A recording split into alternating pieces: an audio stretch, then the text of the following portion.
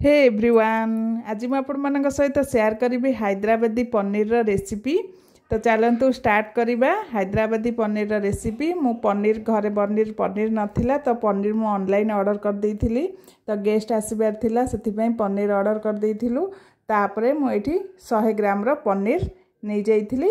100 ग्राम पनीर नै कि गोटा पूरा भाजी नेबे तेल देकी। आपण माने मध्य पीस पीस प्रथमे करि सारी कि भाजी पारिबे। मु एठी प्रथमे भाजी नेइछि तापरे पीस पीस करके काटिबी, एटा सुविधा हुए। तो प्रथमे मु भाजी नेइछि पनीर को भाजी नै कि तापरे हमें काढी नबा गोटे प्लेट को। पूरा ठंडा हवा जाए प्लेट को काढी नबा। एठी पनीर रेडी हो जाइछि, हमें ठंडा हवा पई पूरा छाडी दबा। तापरे सेही कड़ाई रे जो तेल बली थिला सेथिरे मु गोटे दीटा पियाज को फाळ फाळ करके नै जाइछि।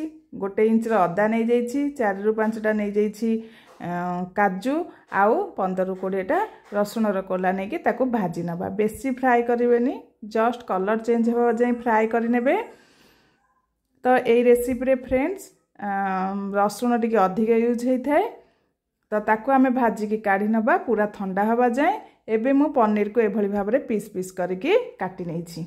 तापरे हमें मसला बनेबा। मोटे धनिया पत्र हाथ रे मुठाए धनिया पत्र नै जाइछि, आउ सेम क्वांटिटी नै जाइछि पुदीना पत्र। आउ मसला टी हमर पूरा ठंडा हो जाइछि। हम जो भाजी की रखिदिले पियाज रसुण अदा ताको दे देबे, कंचा लंका दे देबे, किछि पानी देकी भल भाबरे स्मूथ पेस्ट बनै नेबे। देखंतु एभली भाबरे हमर पेस्ट टी रेडी हो जाइछि, मसला टी रेडी हो जाइछि। तेल नै जिबा, फुटण नहीं जावा, से जीरा नहीं जावा, लवंग गोटे देदेबा, लवंग 2 टू 3टा दे देकी से भल भाव फुटिले आमे मसलाटी को ढाली देबा। मसलाटी को ढालिबा, मसला भल भाव ग्राइंडर जार मध्य धोई देकी सेतिरे मसलार पानी मध्य दे देबा। एबे हाई फ्लेम रे कुक करबा। हाई फ्लेम रे भल भाव मिक्स करि नबा। फ्रेंड्स ये रेसिपी टी बहुत इजी बनैबा, खाया पे बहुत भल लगी थाए। तापरे हमें सेतिरे किछि मसला दे देबा, हळदी गुंड, लंका गुंड, लुण, जीरा पाउडर आउ हमर धनिया पाउडर दे देकी भल भाबरे मिक्स करि नबा। भल भाबरे मिक्स करके आमे एबे लो फ्लेम रे घोड़े की कुक करबा। भल कि मसला कसी हवा जाए आमे कुक करबा मसला टी को। फ्रेंड्स एटा टिके हमर नॉर्मल जो पनीर बनाऊ ताठारो टिके अलगा हेई थाए। पुदीना आउ हमर धनिया पत्र रो फ्लेवरटा आसी थाए। आ एटा बनेबा बहुत सहज आ बहुत जल्दी मध्य कसाटा हमर रेडी हो जाय थाए बहुत जल्दी। खाया पे बहुत भल लागि थाए।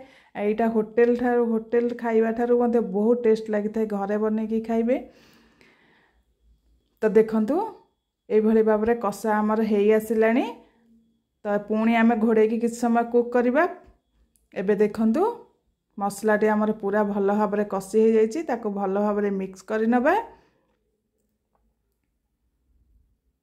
देखंतु ए भली भाबरे मसला टी रेडी हे जिवो।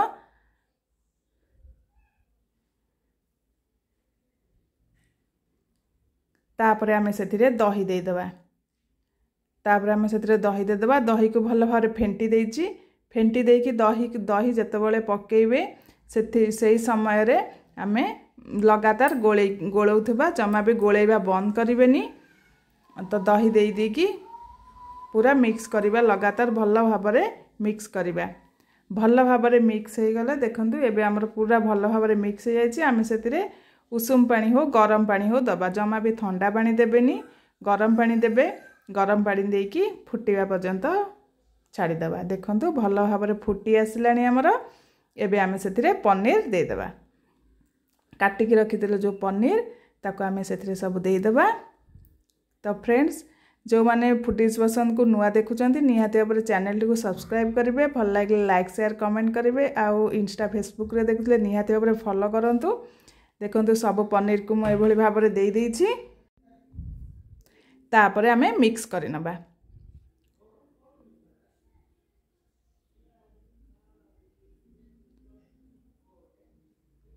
तापरे हमें भल भाबरे मिक्स करि नबा।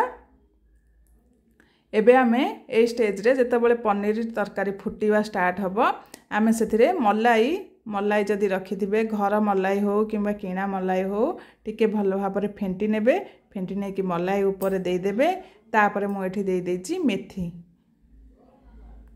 कस्तूरी मेथी किछि ऊपर दे देबे दे दे कि भल भाबरे मिक्स करि नेबे मिक्स कर साइला परे एबे हमर रेडी हे गला हैदराबादी पनीर रो मसाला। फ्रेंड्स आपण माने ए भली भाबरे घरे करी कि खाई परिबे एटा हमर गेस्ट मानक पई थाली।